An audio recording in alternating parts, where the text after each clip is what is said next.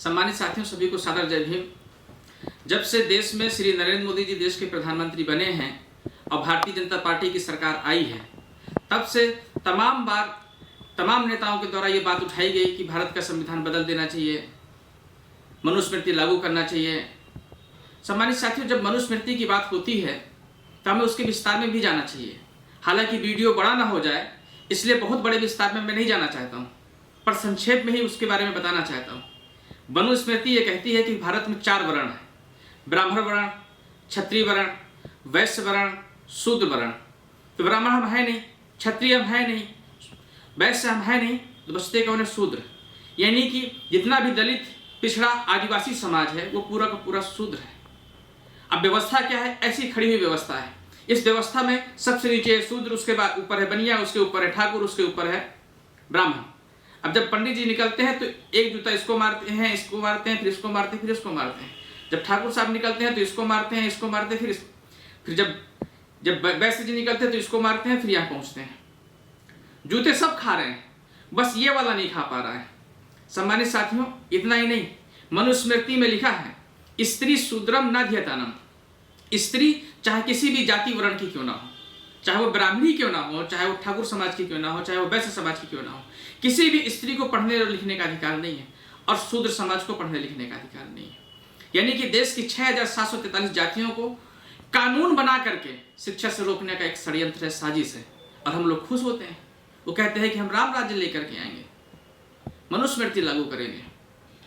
राम राज्य में यही तो सब हुआ है। वो हिंदुत्व की बात करते हैं, चुनाव के समय हमें हिंदू बताते हैं, तथाकथित SC, ST, OBC आदिवासी समाज को कह देते हैं कि आप हिंदू हो चुनाव के समय। और चुनाव के बाद हम हिंदू नजर नहीं आते हैं। उस समय हम कुम्हार हैं, चमार हैं, आहिर हैं, गरड़िया हैं, तेली, तमोली, नाई, धोबी, वाल्मीकि, ये सब है। लेकिन चुनाव के समय हिंदू। मैं तो यहां तक कहता हूं कि ये हम लोगों को इंसान ही नहीं मानते हैं, ये हम लोगों को जानवर से भी बदतर मानते हैं। और यही कारण है कि हम लोगों से रिश्ता नहीं जोड़ते हैं, ये जानवरों से रिश्ता जोड़ते हैं।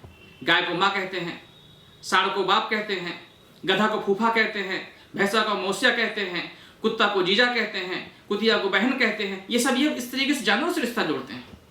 पर ब्रजेश प्रजापति की 100 साल की बूढ़ी दादी माँ को दादी माँ नहीं कहते हैं, क्या कहते हैं? कुम्हारिन, चमारिन, अहिरिन, गरड़िन, धोबिन। इस तरीके से अपमानजनक शब्दों से हम लोगों को, हमारे गार्जियनों को पुकारा जाता है। सम्मानित साथियों, क्या आप सब लोग यही भारत देखना चाहते हैं? अगर आज नहीं जागे आप सभी लोग, तो आने वाले समय में जो हमारी पीढ़ी होगी वो हम लोगों को गाली देगी, कहेगी कि हमारे पुरखे नालायक थे, इसलिए वो लोग बीजेपी का साथ दिए और आज हम लोगों को गुलामी का जीवन जीने के लिए मजबूर होना पड़ रहा है। सम्मानित साथियों, भारत का संविधान परम पूज्य डॉक्टर भीमराव अंबेडकर जी ने लिखा और उन्होंने इतनी बड़ी कुर्बानी दी, इतना संघर्ष करने के बाद उस कानून को लागू करा पाए। हालांकि आज भी बाबा साहब का जो संविधान है हूबहू लागू नहीं किया गया है, ये भी बात मैं मजबूती से कहना चाहता हूँ। पर जितना भी लागू है तो वो बाबा साहब की ही देन है और उसी के तहत हम लोगों को वोट डालने का अधिकार मिला है। अब कल्पना कीजिए, अगर हमें वोट डालने का अधिकार ना होता तो कोई हमको पूछता? 5 साल में एक बार ही सही, चाहे कितना भी अरबपति क्यों ना हो, कितना ही बड़ा नेता क्यों ना हो, कितना ही बड़ा उद्योगपति हो, व्यापारी हो, गुंडा हो, माफिया हो, वो हमारे सामने हाथ जोड़ करके आता है, पैर भी छूता है। काहे के लिए? वोट के लिए। अगर आपका वो वोट का अधिकार छीन लिया जाए तो कोई आपको पूछेगा?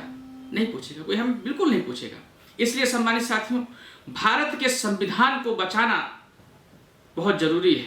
भारत के संविधान को जैसा परम पूज्य डॉक्टर भीमराव अंबेडकर जी ने लिखा है वैसा हूबहू लागू कराना बहुत जरूरी है। अगर संविधान नहीं होगा तो हमारी आने वाली पीढ़ियां नहीं होंगी, हम लोग नहीं होंगे, हम सब गुलाम होंगे। इसीलिए सम्मानित साथियों, मैं आप सभी से मजबूती के साथ में इस बात को कहना चाहता हूं कि आने वाले समय पर हम लोग पूरे भारत में एक अभियान चलाएंगे, एक जन आंदोलन खड़ा करेंगे और राष्ट्रीय सोशलिस्ट समाज पार्टी उस आंदोलन को लेकर के आगे बढ़ेगी और बाबा साहब के संविधान को बचाएगी भी और हूबहू लागू कराएगी भी। इन्हीं सभी शब्दों के साथ आप सभी को सादर जय भीम, जय भारत, जय संविधान।